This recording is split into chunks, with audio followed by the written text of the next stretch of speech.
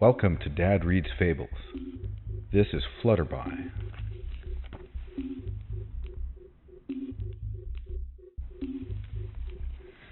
In a burst of laughter and moonshine, one fine and beautiful evening, Flutterby was born. As her silver blue cocoon shimmered in the starlight, she unfurled her wings and whinnied at the crystal night. For you see, Flutterby was not a common bug or butterfly, but rather the smallest of small, winged, white, flying horse.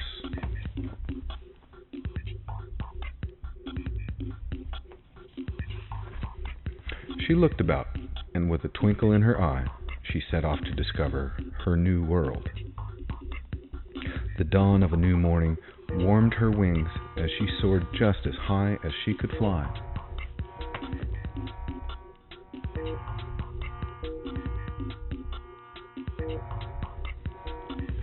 She soared up and around for an hour or more as her wings grew stronger and stronger. Finally, she thought, I wonder what I am and what I'm to do.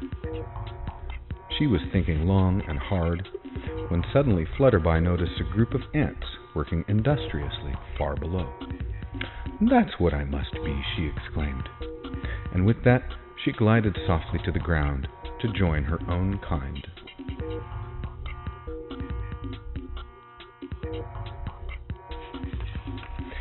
The ants ignored Flutterby as she landed amongst them, but she watched with much interest as they busily dashed about gathering food and carrying it to their hill. Well, she thought, if I am truly an ant, then maybe I should get to work too. She picked up some food, like the other ants, and carried it over to the hill.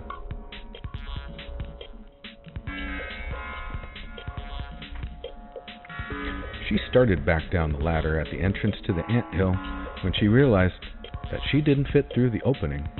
In fact, she got stuck halfway in and halfway out. She began to whinny in absolute fear, but the patient ants, with some of them pushing from inside and the others pulling from the outside, yanked her from the anthill.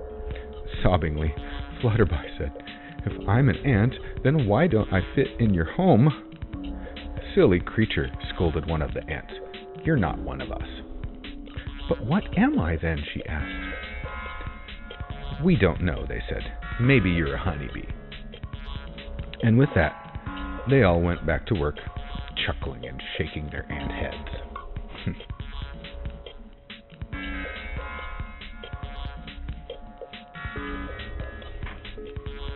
Maybe they're right, she said, as a tear dropped from her eye. Maybe I am a honeybee. So Flutterby flew just as high as she could fly, and suddenly below, she saw a drove of honeybees collecting nectar from a patch of clover. Quickly, she folded her wings, and like a hawk, swept quickly to the ground. She watched them very closely to see exactly what they were doing. Then, following their every move, she carefully slipped into the blossom of a stalk of clover and scooped up an armload of nectar.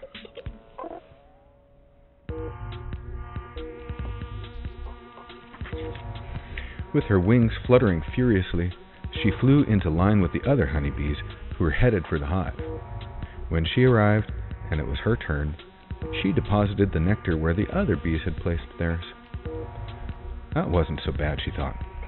I guess I really must be a bee. Contented, she decided to explore her new home, and everything would have been fine, except that she backed into a bee. Now, the bee never really meant to sting her, but accidentally he did. With a flick of her tail and a high-pitched whinny, Flutterby jumped straight into the air and landed right in the middle of a honeycomb.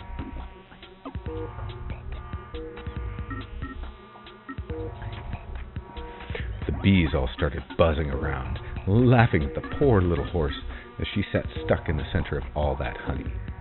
Silly creature, they laughed. You're not a honeybee. But what am I? She cried as a honey-coated tear dripped from her eye. We don't know, they said as they pulled her from the honeycomb. Maybe you're a butterfly. And with that, they sent her on her way.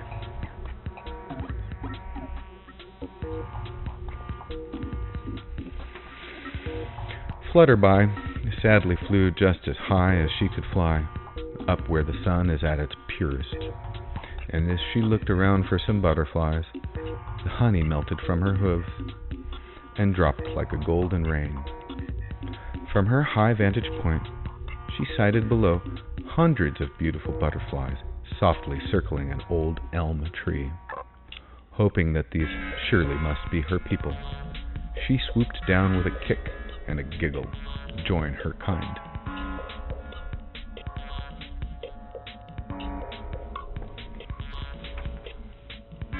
She landed on the edge of a branch and watched her fellow butterflies floating gently on the breeze. Ah, she thought, I must surely be a butterfly.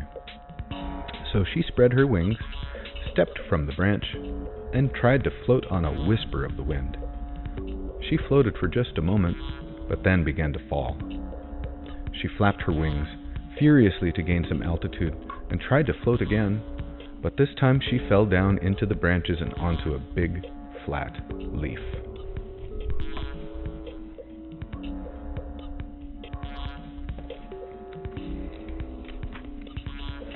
She just sat there and cried and cried. Finally, a wise old monarch butterfly flew up to her and asked, "Why are you crying?" "I don't know who I am or what I am," sobbed Flutterby. "When I came from my cocoon, I flew just as high as I could fly, and I spied the ants, but they told me I wasn't an ant. So I flew just as high as I could fly, and I spied the bees, but they laughed at me and told me I wasn't a bee. Then just now, I flew just as high as I could fly, and I spied the butterflies. I tried to float like a butterfly, but I couldn't, so I can't be a butterfly. I just don't know what I am."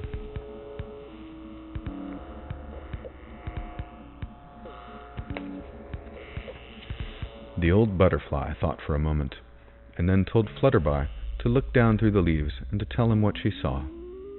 Very carefully, she leaned over the leaf and looked below. "I see a pool of water," she said. "Now," said the butterfly, "look closer and tell me what you see." "I see a tiny horse with wings upon its back," said Flutterby. Then she became very excited. "Why, that's me I see." After looking at herself for a moment, she asked, "But what am I?" "You are you, just as I am me," said the wise old butterfly. "Nothing more, nothing less."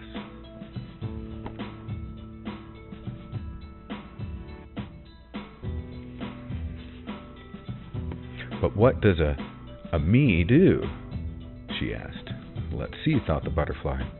"You have very strong wings and can fly higher than high. You can whinny as loud as the wind and can see for miles. I know what you should do. You should be the guardian sentry of fall for all the creatures of the forest. What you must do is fly as high as you can fly and watch for the approach of the winds and frost. When you see them, you must warn us, for all of the butterflies, the ants, and all of the bees must hide from the winter, and the frost is the first warning." Flutterby was so happy that she had found herself and something to do that she loved to do, flying just as high as she could fly.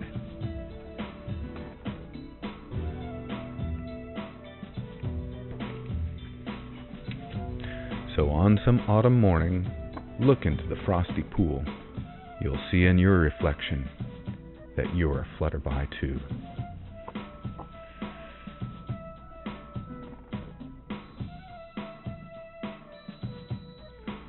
And that is the story of Flutterby, the end.